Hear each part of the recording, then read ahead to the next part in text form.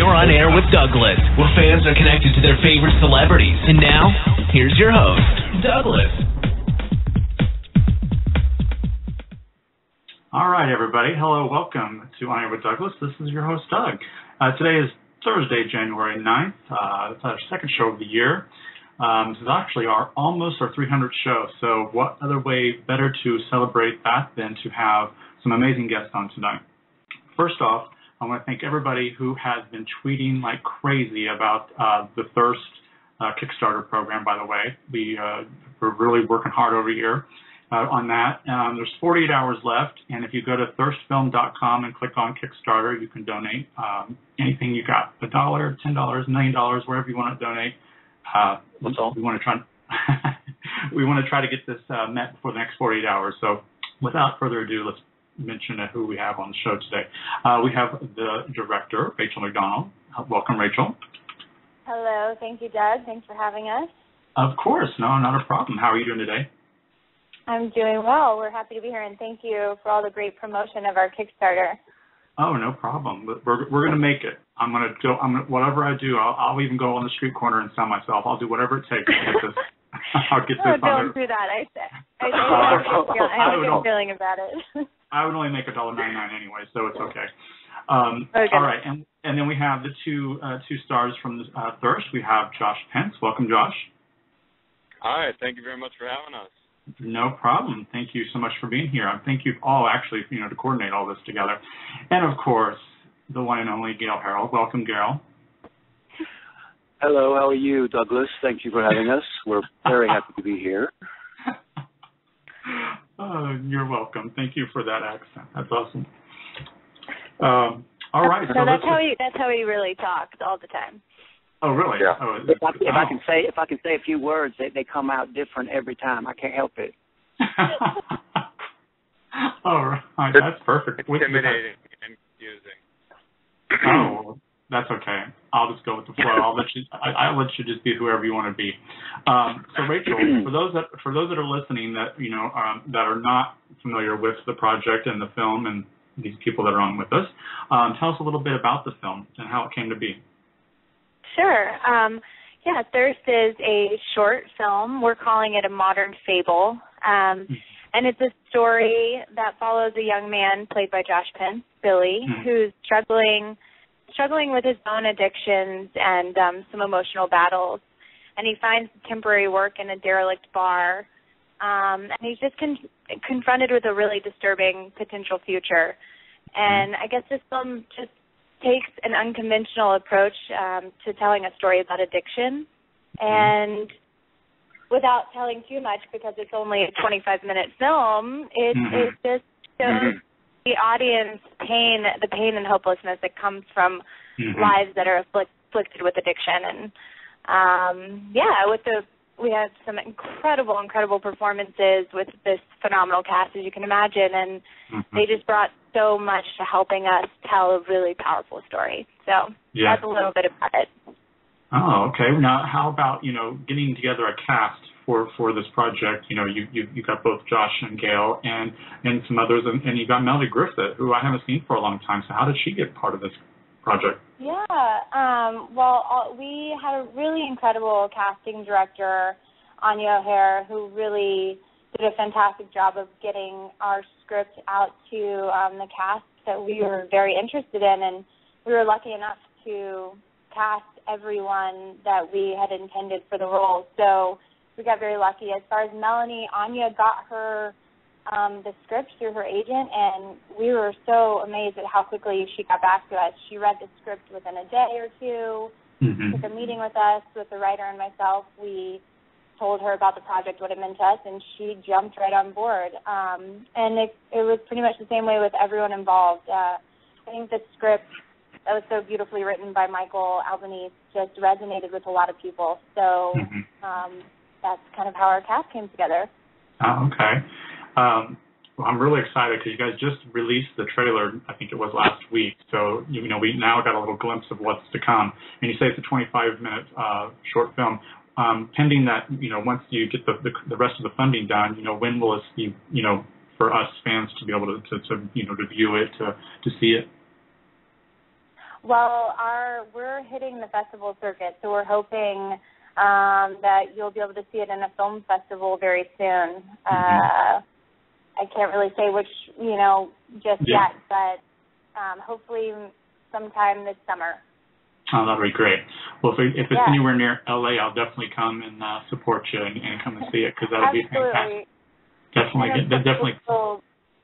We'll do some screenings as well around Los Angeles and New York, so we'll definitely keep you posted on those. That is perfect. Awesome. So, Josh, tell me a little bit, without, like I said, we can't give away too much, but tell me a little bit about your character and what your interpretation of the character is. Sure. Sorry, hold on one second. I'm just dropping my dog off. I apologize. I have to get to the airport. Okay, living life.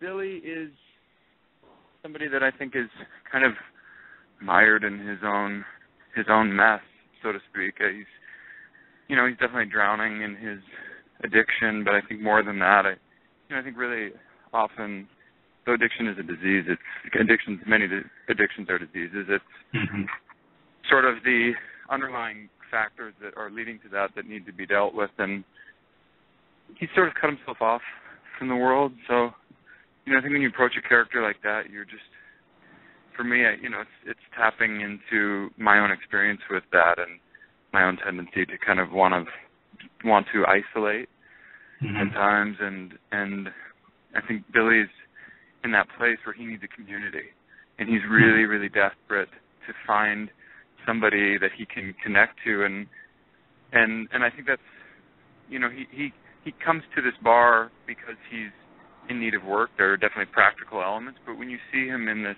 realm and in this atmosphere, he is definitely dealing with the need to connect to people, and you see that through his interactions with Melanie's character and with Gale's character. In both cases, and he is in judgment of, very much so, of the people around him. He doesn't think that he's like them, and he sort of looks down on them. And there's a very interesting scene that Gale and I had together that was, fun to shoot and work on together. And everything on this happened very quickly for me. I got cast 4 days out of us going to camera, so I had sort of a minimal interaction, but I had the pleasure of sitting down with Gale and with Melanie and getting to know them, and it was really a wonderful time. Oh, okay. And I just wanted to add to what Josh was talking about, if I may, quickly, just about his relationship with the patrons in the bar. There's also just a beautiful relationship that evolved between his character and Melanie's that brings on some more empathy that develops throughout the film. Yeah, you can see that from the trailer too. Just a brief glimpse there of the bond that they have. So their chemistry is really magnificent on screen. It's incredible. Yeah, it was really fun too. I think you never know how anything's going to happen until the day, and I'm sure we've all experienced that from in front of and behind the camera. It's sort of things just kind of happen, and I think she and I really connected on screen and off screen as actors, as people, and I think that just kind of funnels into this relationship that is about a lot more than any kind of physical need, or there's a very deep-seated emotional connection there, and it's sort of interesting to watch it develop. It'd be fun to play with it more, honestly. Yeah. Okay. Well, I definitely can't wait to see you, because I recall you being part of the Social Network, and we didn't get to see much of your face. So I can't wait. The man behind the mask. Yes. The man behind the mask. So it's going to be kind of nice to see a little bit of a different view of you per se. Now, Gale, what? Tell us a little bit about your character in Thirst. My character John comes into the bar where Billy's working, and seems to be perhaps a regular or someone with something going on inside that room that's not just about drinking. That's how it seems to me. As a device, I think he's very effective, and that's what excited me about what Michael had written, because I think everybody personally or family or friends know how easy it is to get lost, no matter where you get lost. Mm-hmm. And to watch, what Josh was saying, trying to connect. The young man, he's struggling to find some place. And as good writing does, his place that he finds, he thinks a way out is in the middle of where he should not be, mm-hmm. theoretically. And that idea that he's trying to connect while simultaneously separating himself internally from what's going on around him. Mm-hmm. John, my character, he's sort of, what would you call him? He's sort of like, he's sort of a philosophical counterpoint. And you're not really sure why he's saying the things that he's saying. They're so pointed, they seem very direct, almost as if he knows more about Billy. He's a messenger, yeah. He's sort of he's the eagle of death metal. No, he's not.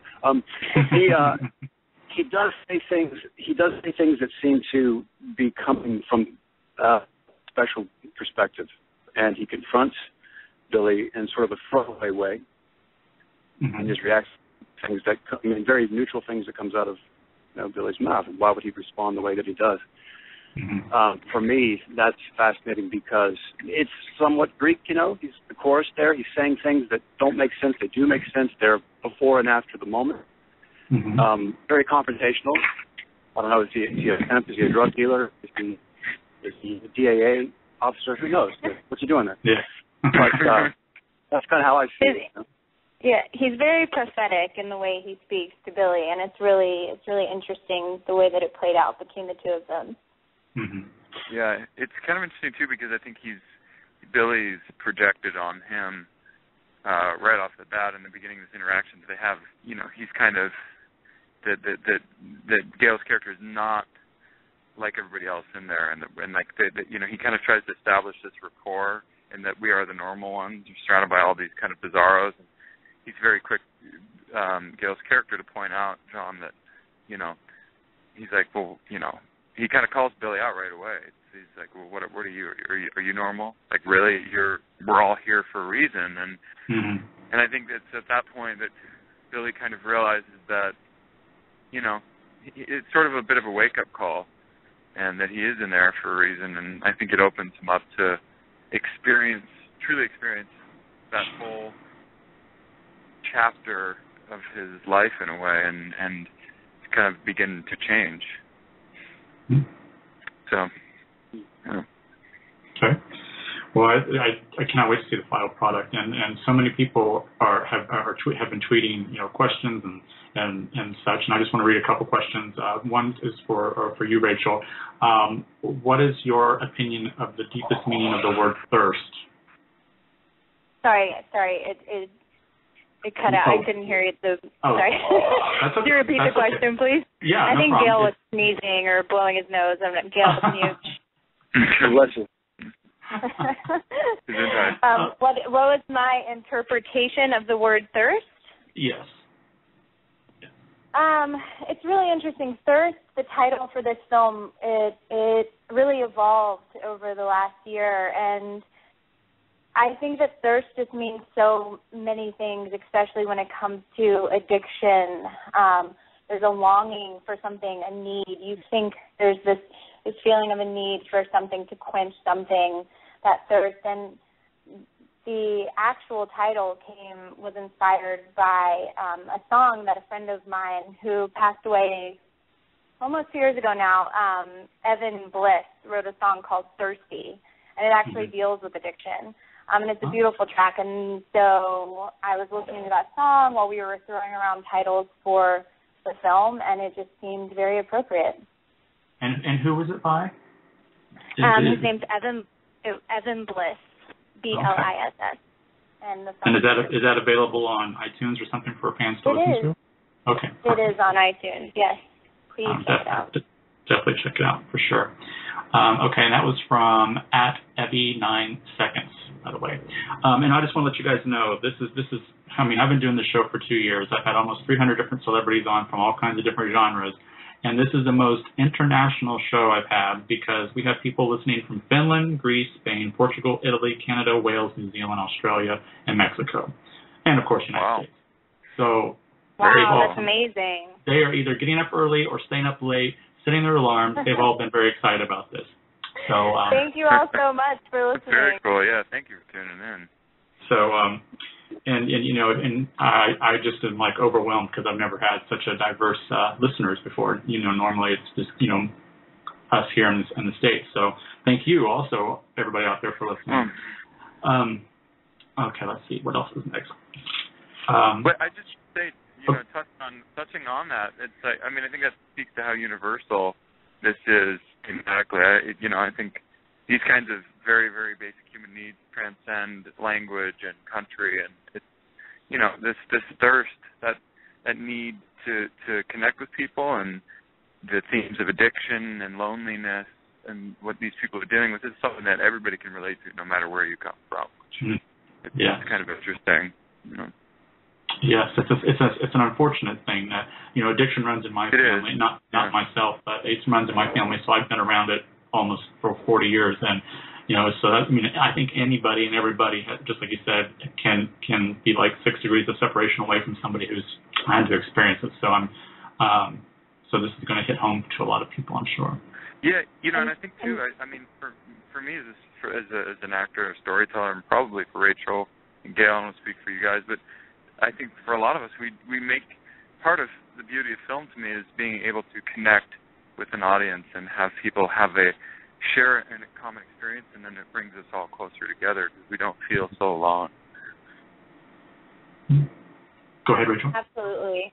I feel the same way, and just to further what you were saying, Douglas, we found, even with our crew, it's such an incredible cast and crew on this film, and I couldn't believe how many people personally came up to me from the crew and on the cast and said, that they had a personal story, that they had a family member or a friend that was afflicted with addiction, and how this script really resonated with them, which is so nice and rewarding to work on a project where everyone feels like they're telling a story that's important.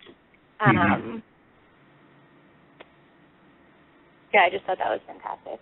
Yeah. And really, I mean, it's not, maybe fantastic is the right word, because it's actually very sad, but I think it's fantastic that we were all working together to tell a story that maybe needs to be told a little more often. Yeah. Most definitely. Now, there's another Twitter question to anybody, any of you. It says, since the film is about the human condition, what would they consider their extremes? This is from Elaine. Thank you, Elaine. Interesting. Can you? Yeah. I'm not sure exactly what that meant. I just read it, and I'm not sure what that meant. Sorry. Yeah, it says, since the film is about the human condition, what would they consider their extremes? So I'm not sure what like that the characters means. Or us. I believe the characters, or it could be they're probably maybe they're asking the actual you yourself. I mean, I think one of the extremes, in kind of circling back to your question about the title too, and I think it relates to this question as well, is that the extreme, like thirst to me is it's a need, it's a craving, but it comes from like dry. Like when I think of thirst, I think of like dry mouth, dry, arid, lack of life. So maybe like on one end, that extreme would just be the total absence of that, sustenance, liquid water, life. So I think in one sense, it is interesting because I think for me, when I look at Billy, is he is so thirsty in a sense. He's also kind of drowning in another, and he's kind of on this cusp, this precipice of life and death. He's very much confronting his own mortality, but I think it's the other side of that. There's sort of this dualistic nature of wanting to live so much, so it's like there's this extreme of wanting to end his life, and then this extreme of feeling this just deep burning need to live, that it's like, it's very, cause, and that's how life is. I think we strive to find this, or I do anyway, as I get older, middle ground that's a little more moderate, but But at this point in his life, and like many of us do, we go through these times where we're really testing extremes, where we go from totally dry to drowning in something the next minute, and finding everywhere in between. Okay. That's a very good answer. And she just happened to pop up with another question, so this is for Gale. Ask Gale how his writing is. He's been working on screenplays. I was curious how it's going for him, and tell him we all miss him.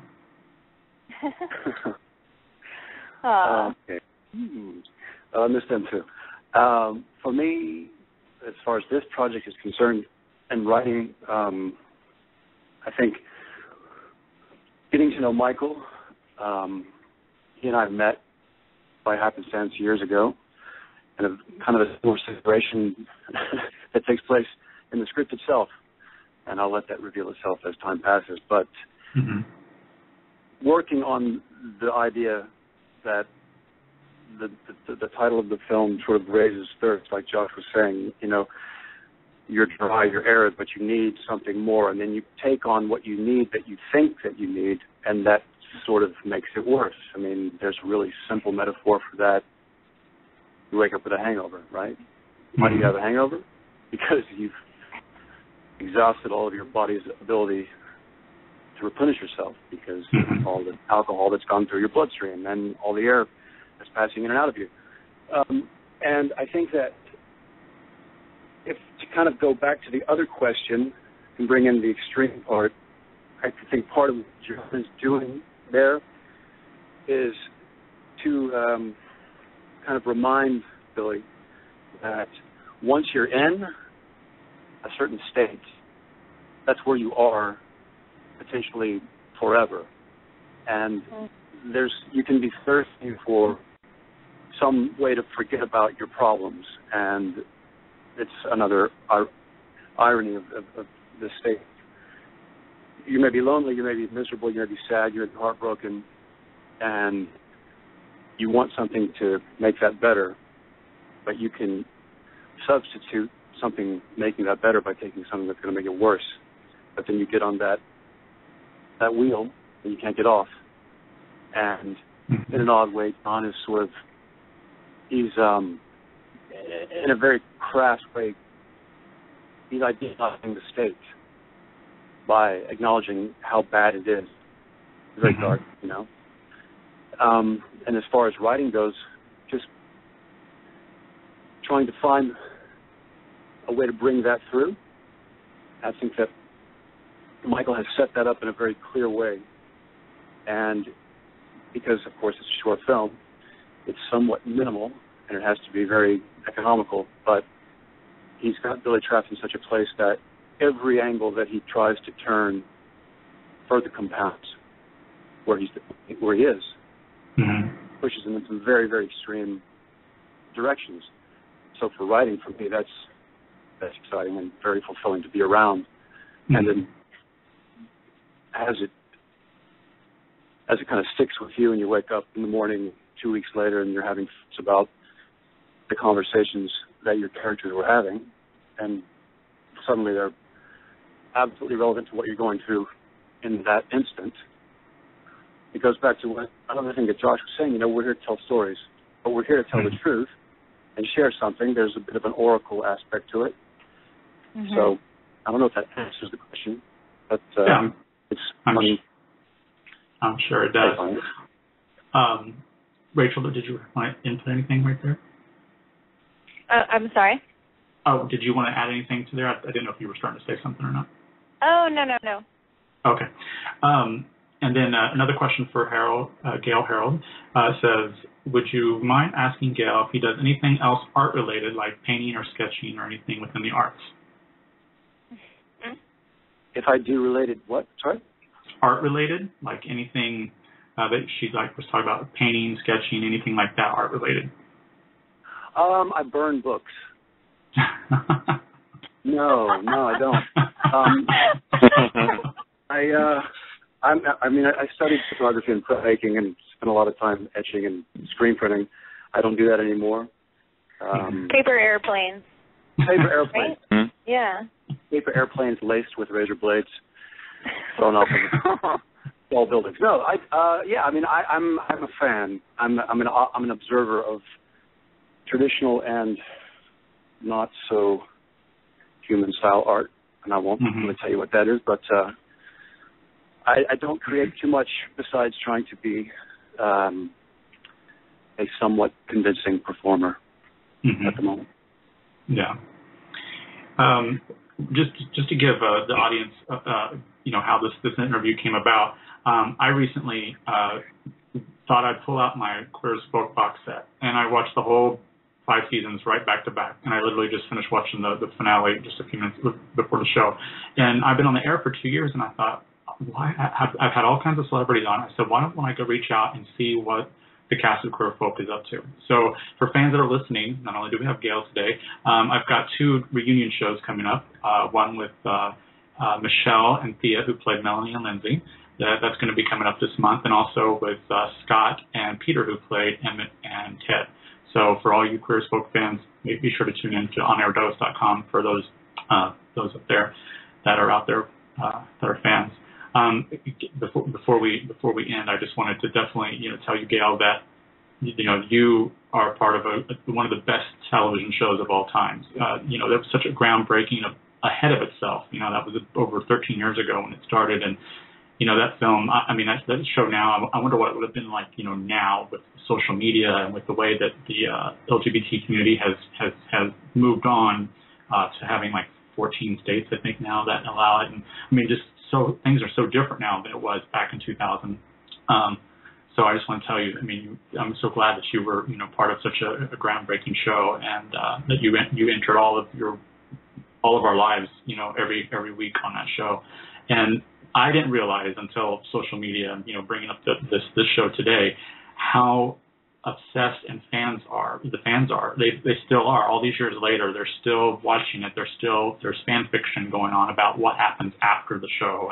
And I didn't realize all this existed out there. And so what's it been like for you? Because I'm sure you get stopped or you get noticed a lot. How has that community been like to you?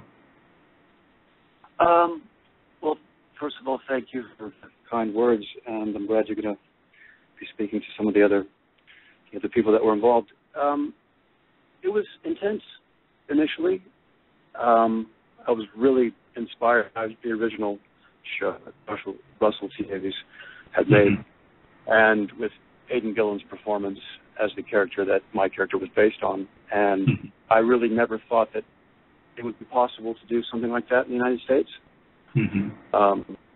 But we did accomplish something, I think, and for the duration of what we're making it, I kind of went in and out of being able to even understand what was going on, because it took its own it took it on its own life, and I think I should have known that, and I was very, very nervous about representing other people's existence and their lives and going so deep into a place where a lot of people had suffered a lot, died, been beaten, hurt, had to deal with a legal system that was not very, very kind to them. And we can look at Russia right now and see it in its extreme. So a lot of people that I think connected to what we were trying to do were relieved on some level to be able to see themselves presented as a valid part of life, as it is. And it's sort of unusual to have to say that, because we're all human beings and we all deserve to live, and to live the way that we want to live, regardless of what anyone else thinks about what we feel life is. But I never personally experienced that intensity as a kid growing up. I had through my friends, but not directly personally. And so, without making this an epic answer, go ahead. I think that it took me some time after the show was over to really be able to take a step back and begin to really be proud of what we had done, because the intensity of the response was a little bit discombobulating, It was euphoric, and it was incredibly fun, and really challenging, and the relationships that I made with the people that I was working with are some of the most important relationships in my life, and will be until the day I die. Mm-hmm. But it was hard to put it into perspective for me, and I'm like probably grappling with 30% of the intensity of some of the other actors that we were working with, what they were going through. So I think that, kind of to answer your question, this response and the impact that it's had on people is a result of people being able to see a version of their own life or a mirror for things that they were going through that, for better or worse, wasn't allowed to be acknowledged. Yeah. And sometimes we got it right and sometimes we got it wrong, but I think for the main, we did good work. And I'm very happy that we were able to,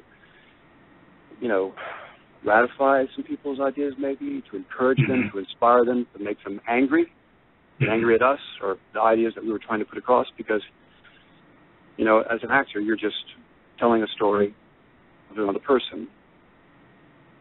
And that project specifically, I was trying to tell things for people that were vast and varied, some of which I could relate to directly, some of which I couldn't. And I'm just glad that we were able to make it through, and that it has sustained some of that original energy. Yeah, and it sure has. Yeah. Like I said, I literally just finished the series finale, and I only saw it that series finale the day it aired. Watching it all these years later for the first time is like really like watching it for the first time because it's been so long. And that final scene was with you just dancing all by yourself. And I got to tell you, just be honest, I was just bawling, like I was just crying because I was like, I had forgotten the intensity of that relationship between Brian and Justin. So it was you did such a great job. So just wanted to throw that out there. I'm sure you get that a lot, but I just wanted to be, as a fan myself, you did such a great job. And I've also followed your other films since then. And I'm just like with Thirst, you're such a diverse actor that you can do it all. And one more question before we get back to Thirst is from somebody. David says, ask Gale what it was like working on Desperate Housewives. I'm thirsty for the answer. It's thirsty. He says it's Thirsty Thursday. It was fun. It was really fun. It was a completely different world for me to be in, and that was, in an odd way, one of the most unusual things I had done, because it was a format and a style that I wasn't used to. I can tell you that the first time that I saw Kyle MacLachlan, I almost lost my mind, because Blue Velvet destroyed my brain in the best of ways. I saw that on the big screen when it was released, and I just couldn't believe that I was in the room with him. And then we were talking to each other as real people, and then we were playing singing, and my knees were knocking. So I think, when I think about Desperate Housewives, that's the thing that I always think about first, That's cool. Yeah. That's really cool. So, That is so cool. That is awesome. Go ahead, Rachel. I was just going to comment on, Douglas, you were saying about just touching on Queer as Folk and the fans, and we've really been so humbled by Gale's fan base all over the world, and I think he's such devoted fans, and it's for a good reason. He's a super, super talented actor, and all of our actors were so giving of themselves and really just went to all lengths to play the roles and bring so much to the characters. These characters just evolved in front of our eyes on set. They became so much more than how they were even written. And so we're very thankful for that, for all of Gale's fans and Josh's fans and Melanie fans and everyone that's just been backing our little passion project. Yeah, I mean, you got quite a crew there, and it's going to be, once it hits the circuit, the festival circuit, you're going to be, I guarantee, awards and everything is going to be coming your way, because it's just, I mean, without seeing it, just by the energy around it, and with speaking with each of you, it's going to be big. And now with some short films, this is just foreshadowing. Some short films, I watched one called Dare one time. It was a 15-minute short film. And then it ended up becoming a full movie. Is that something that you could do in the future, perhaps? If that's something It is definitely something that we have talked about. Michael, the writer, and I have definitely thrown around the idea. We have another feature film in development that we've been working on, but we've gotten so involved in Thirst and really consumed by it that it's definitely something that's on our radar and that we're considering putting into a feature-length script. Oh, okay. That's fantastic. So, Josh, besides Thirst, is there anything that we can look forward to seeing you in 2014? Yeah, I have a movie coming out April 11th called Draft Day, and it's a really neat story. It's basically 8 hours on the day of the NFL draft. It stars Kevin Costner, Jennifer Garner, Dennis Leary, Frank Langella, Ellen Burstyn, and it's basically I play the projected number one draft pick of the 2014 NFL draft, the Heisman-winning quarterback from Wisconsin, and Kevin Costner's character is the GM of the Cleveland Browns, and he's kind of trying to decide how he's going to assemble his, draftees and team for the upcoming season, and a lot, there's a lot of hype around my character. Is he the next Elway? So, he's sort of trying to figure out amid the din of draft day what he's going to do and who he's going to pick. So it's a really cool movie and very fun sports movie. But even if you're not like a huge football fan, you'll enjoy it. So. Oh, okay. When I was doing some research, before the show, and are you part of the new Muppets movie too? Do you have a scene or something to do with the new Muppets? No, I'm not. I don't know. I heard somebody asking that before too, and I don't know. I mean, I wish I was. I love the Muppets. I do too. I just happened to see that. It's on either IMDb or Wikipedia or something like that. I can't remember where I saw that. I was like, maybe people think I have a predilection for being faceless characters, and why not just continue on to be a Muppet? I mean, well, you did an outstanding job, as Army's other half in the social network. Thank you. Yeah. We really tough job. Somebody had to do it. Exactly. He's full. There's a lot of Josh Penn's faith in Thirst, though, and I think everyone will be really excited to see him. We want to make it up for a lot of time. We want to see that for sure. And speaking of the social network, I mean, what was it even like being part of that? Because that was such a huge movie based on, the biggest social network out there. So what was it even like to be part of that? It was an amazing experience. I'm so incredibly grateful for that whole experience. I think it was looked a little different than I had expected it to. I mean, I knew once we started working on it what my position on the film was. I was not under any other thought about it, but I definitely think it was a great lesson. I mean, it's funny, I ended up working a year or two later with Nick Nolte on this movie called Gangster Squad, and one of the things that he would talk to me about over and over again was the importance of working off camera. Your work as an actor off camera is 50% of your work as an actor, period. And it is equally, if not more important than what you do on camera, because you are eliciting a reaction from the person who is on camera. So if the person on camera has to act, in a sense, my failure as his fellow actor for not giving him something new or exciting or, provocative off camera. And I think when he said that to me, I really realized that that's exactly what I was doing for 10 months working on the social network. Was I was providing, I was creating a character, and the amazing thing, if you get a chance, you should watch the behind the scenes on that, because it was a documentary that Fincher had decided to make prior to us even beginning principal photography. So it's really in depth, and we created the twins together every step of the way. We had doubles of every outfit. We had to know both lines for both characters, and we'd shoot every scene as both characters, just switching back and forth. It's a pretty wild story, but it's definitely humbling, but it was really exciting. I was going to work every day, and I felt incredibly grateful, but also incredibly spoiled. Yeah. And it was the kind of thing where you're going in every day and you just know that something special is happening, because everybody is just so focused. And not that people aren't having fun. People had a lot of fun, but everybody wants to do their best from the, below the line, above the line. Every single person is working their butts off. And that's a pretty, I'll never forget it. It changed my life. And I always felt like it was the last thing, if something ever happened to me and that was the last thing I ever did, I'd be super proud of the work that I did, and, to help create sort of a kind of time capsule of society at that moment. Yeah. Whether people are even on social networks like Twitter, Facebook, or Google or anything like that, I think the film itself, take out that element, I think the film itself is so amazing. I just thought it was just fantastic. So, and I have the Blu-ray of it, so I'm going to have to go watch the special features. Oh, really?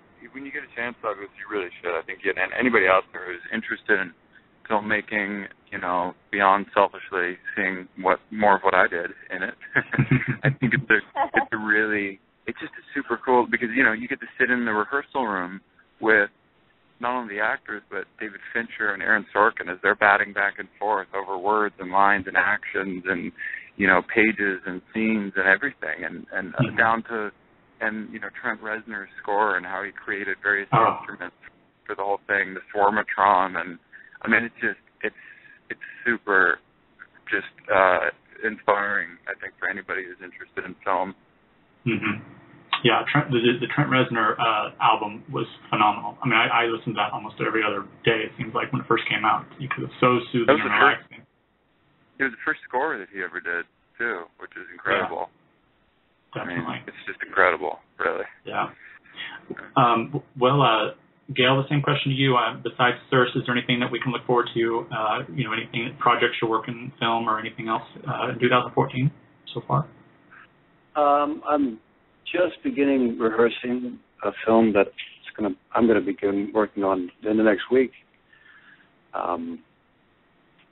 Playing, I can't want to give it away, but sort of playing a kind of a jive-talking, shit-stirring disciple of Satan. Nice. And the film is somewhat based on the myth of the angel and the devil. They each sit on one shoulder. That's why I have a parrot with his beak taped shut. And they're attempting to influence a young girl to do what they believe is the right thing that she should do given her circumstances. And it's sort of a play on morality versus right and wrong. It's sort of an anti-morality tale. That's kind of what I'm doing at the moment. And there's a film that I was in that will be coming out this year. I'm not sure when. The Field of Lost Shoes. It's a historical period piece about the Civil War. And I got to work with one of my heroes, Jason Isaacs. And it's a tragic and compelling bit of our country's history that's not the most comfortable thing to get historically, what was going on, but I was tickled pink to work with him, and hopefully I didn't destroy the Irish dialect. I'll let you go. And go ahead. No, that's all I have to say about that. When you were talking about that other film, when you said like the Devil Disciple or something, it just gave me flashbacks to when you were in Grey's Anatomy as the swastika. You had the swastika on you in that two episodes that you were on in there. That was intense. That you did some amazing work there. That was a very intense. It was probably an intense role to play itself, but it was intense to watch too. Yeah, it's intense to have a swastika on your chest. Yeah. That's as big as a dinner plate. It doesn't make you feel good about yourself, but you just have to be that person, right? Yeah, exactly. And definitely want to tell you, though The Secret Circle did not come back for a second season, that was another phenomenal show, and you were excellent in that. And I have it on DVD, or on Netflix, and I watch it all the time. I mean, I have. This is just a side note. I just get really tired of Hollywood because as you know, you get part of a film or a television show, and you get invested in these characters, and you love them, and you're there every week for them, and then they go and they either cancel it halfway through, or after a couple episodes, or after one season, and it's just really frustrating because not everybody has a Nielsen box, so it's not fair to us out there that really love these characters that you all play every time. So that's just my little rant on that, because they keep doing it every season, every year it seems like, and they're getting shorter and shorter. Shows are now 12 episodes, and they cancel them after 2 episodes. It's like, really, how do you know that that's not a good show? But anyway, that's just me. Sorry, I got off a little tangent. Well, we're going to wrap up here, but there was a question to Rachel. What got you into directing? Oh, gosh. Well, I always knew that I wanted to tell stories, and I think I really knew that I wanted to direct on the first set I ever stepped foot on, which was Frank Darabont, who's one of my heroes and has been a mentor to me. It was his film The Mist. And just watching him on set, and I watched him like a hawk because I was a young, doughy-eyed production assistant with a desire to get into this industry. And, just watching him and the way he worked with the cast and his crew to get his vision and to bring his story to life, and to work under circumstances where things were constantly changing, and just watching his collaborative process really inspired me and drove me to fully pursue directing. Mm-hmm. So if there's anybody out there that wants to get into that, what would their advice be? Oh my goodness. Well, I think that directing or the film industry in general, there's no one path. I think everyone has a different path. I started out as a set production assistant working for the AD department, and then I worked for a few directors, and then I broke away and just started directing small music videos and small commercial spots and a documentary, and then just kept building my skills and my reel that way. But there's so many different ways. I think that my best advice would be just to, if you want to direct, to shoot, to get behind a camera and get a good story and just tell your stories. Because you have to be, I did not go to film school. I work with many people that did go to film school and people that didn't go to film school, and I think that collectively everyone's advice is just get out and shoot something. So that's what I would say. Oh, okay, good. Yeah, because there's, with Kickstarter and Indiegogo and GoFundMe, there's a lot of these crowdfunding out there, and such as your film is at Kickstarter, and so many people are out there making, with the advances with YouTube and with Vimeo, there's so many ways where people can just get their work out there, not like back in the day, where you had to go to Hollywood or to New York to get yourself seen. Now you can just do it, and your product is out there available for everybody to see. So, and to have the fact that now we can help fund things that we are interested in, such as your project. I mean, it's just amazing, and it must be overwhelming. You've had 2 different Kickstarters, and just to see the outpouring of love from the fans, it's got to be overwhelming for you. It's really overwhelming. It's humbling, and it it gives me hope in humanity and in people believing in the power of storytelling, which is what I feel I'm here to do. So to feel supported by complete strangers and by friends and family to help us in bringing our vision to life and to telling this story is really just humbling and rewarding. So appreciative of that. And these platforms are pretty incredible for people getting their work out there, and it's been great. Yeah. Well, if you're just tuning in or if you missed the interview, I'll go ahead and repeat it again. If you go to thirstfilm.com and click on Kickstarter at the top, it'll take you to the Kickstarter program, and you can, make a minimum pledge of $1 all the way up to whatever you can afford.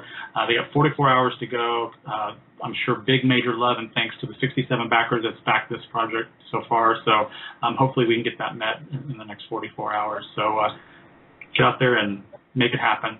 Well, Rachel, I want to thank you so much for putting this together, and thank your assistant as well for helping me put this together for everyone, fans of all three of you. And then Josh, thank you so much for taking the time out of your busy schedule and pet delivery or whatever it was that you were doing. Airport. It's one of those days. Yeah, so I'm an aspiring dog walker on the side too, just in case anybody's curious. Yeah, thank you so much, Doug, for having us on. We really appreciate the support, and we're all happy to be here and talking to you. Yeah, no problem. Thank you for listening, and every penny counts. We really appreciate everybody's support. And Gale, I want to thank you too. I'm glad that you're the first of the QAF guests I'm going to have on my show. I'm really excited about getting everybody together again and just seeing where they are now. And with my last, go ahead. Oh, I heard somebody. I didn't know if somebody was trying to talk. Somebody must be talking in the background. I just wanted to say, Gale, looking at QAF is in the back now, but what do you think Brian Kinney is doing right now? Where's he at right now in life? Do you think? I think either way down or way up. Nowhere in the middle. Yeah. And I'm hoping he's way up, but have a sneaking suspicion that he might be way down. That's interesting because as I said, there's a lot of fan fiction out there, and people have taken the show and taken it to a whole new level in their own imaginations, and it's interesting. And I'm sure you've been asked this a million times. Is there ever been a talk about a reunion movie or a reunion web series or something like that to get the cast together again? I don't think there's been anything necessarily official that I've heard. Scott Lowell and I have batted around ideas here and there. We came up with some pretty good theories. Yeah. But I think it's more just hindsight and loving the time that we were there and missing working with the people that we worked with, and we all kind of fell in love with our characters. And yeah, I would like Kenny is, and I think we all would like to see where that world is, I want to find out what's going on with Debbie. It's just, who knows, who knows? Yeah, she was something else. I bet working with Sharon was just a hoot because she's the mom we all want. All of us would love to have a mom. Well, I don't know. She's a little overbearing, but she was the mom that, coming out at a young age, we all want that kind of acceptance and love from our parents, and she did a great job. Yeah, the mother that would wrap you up in her arms and give you a big hug and then kick your ass, but then if anyone got near you, she would kick their ass twice as hard. So exactly. Ideal scenario. And I'm going to end with this one for you, Gale. People are asking, please get on Twitter more often. They miss you on Twitter, so I just wanted to relay that message to you. That's funny because Gale and I met on Twitter. That's so strange. That's right. Did you really? Oh, wow. Fantastic. That is now, Rachel, were you a fan of Gale, before? Had you met him before, or how did that happen? No, I had not met Gale before. We dated briefly, but it was all online, so we hadn't met in person. Yes, no, I had not met Gale. I had heard many wonderful things about Gale through one of our executive producers and through Michael, and then met Gale once we started getting Thirst off the ground and attached him to the project. So, yes. Oh, perfect. First all right, time to work with Gale, but hopefully not the last. Oh, definitely. That's right. No. Exactly. And, well, thank you all very much for being here. I'll let you all go, and I'd love to have you guys back individually or all together when the film's, ready to be out and help promote it even more. So we'll keep in touch, okay? Thank you so much. Thank you to everyone for your support. Thank you very much, everyone that's out there and helping us. We really, really appreciate it. It means so much. You can't. Yes. There's no way we can communicate that to you. So. Even those who haven't donated monetarily, every contribution, shout out on Twitter or Facebook, all of the love and support is so encouraging and just keeps us fighting the fight to get this project finished. So thank you. You're welcome. On behalf of everybody listening, you're welcome. So thank you. We'll let you go. We'll let you go. Okay. You guys take care. Have a good day. Bye-bye. All right, bye, Josh. Bye, Rachel. Bye, Doug. Bye. Thank you, Gail. Bye, Josh. Bye, Rachel. Bye. Bye-bye. Oh, bye. All right. Here's a little something for you guys. If it'll play. Where's it at? There we go.